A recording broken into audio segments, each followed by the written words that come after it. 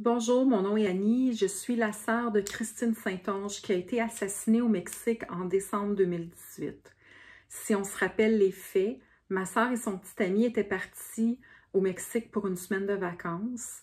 Une journée avant le retour prévu, son petit ami est revenu au pays seul et il s'est enlevé la vie. Au retour prévu, ma mère et moi sommes allés attendre ma sœur à l'aéroport et malheureusement, elle n'est jamais revenue. C'est à ce moment-là qu'on a signalé officiellement sa disparition. C'est à ces moments-là également qu'on a pris connaissance que son petit ami avait un lourd passé de violence conjugale et qu'il avait déjà été accusé et avait déjà obtenu une absolution inconditionnelle pour voie de fait grave dans un contexte de violence conjugale. On était quand même assez sous le choc.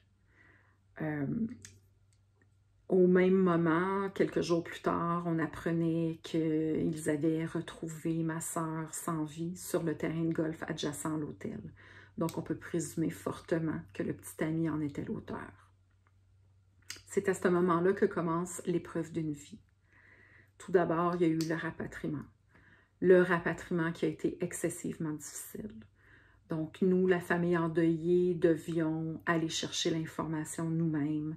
Nous devions faire le lien entre les différents intervenants. L'information arrivait souvent au compte-gouttes.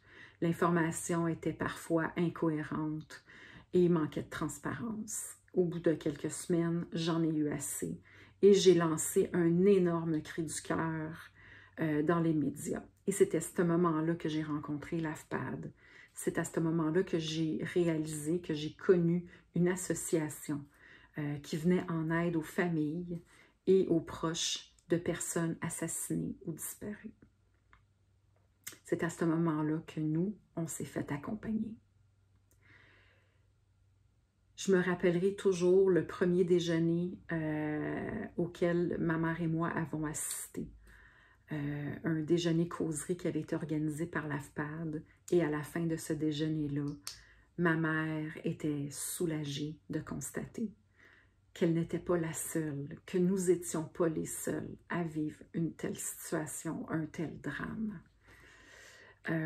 Et pour moi, c'est à ce moment-là que j'ai décidé de m'impliquer à l'AFPAD.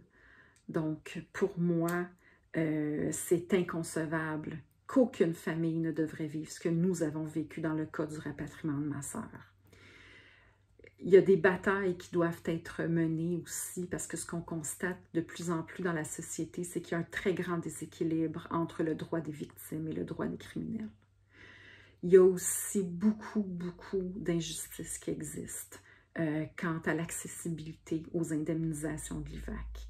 Donc, étant donné que ma sœur s'est fait assassiner dans un pays autre, dans une province autre, donc elle était au Mexique, elle était hors Québec, donc aucun de ses proches n'a droit d'être indemnisé en vertu de l'IVAC parce qu'elle n'est pas considérée comme victime de l'IVAC. Mais l'AFPAD, c'est un grand réseau, l'AFPAD, c'est une grande famille. L'AFPAD, c'est l'organisation d'événements qui permet aux familles de sortir de leur isolement. L'AFPAD, c'est la création et la diffusion de différents outils et guides qui permettent de meilleurs retours au travail et de meilleurs retours à l'école. L'AFPAD, c'est beaucoup d'engagement et c'est beaucoup d'accompagnement de famille. Et pour faire une différence, on a besoin de votre aide. Merci de votre grande générosité.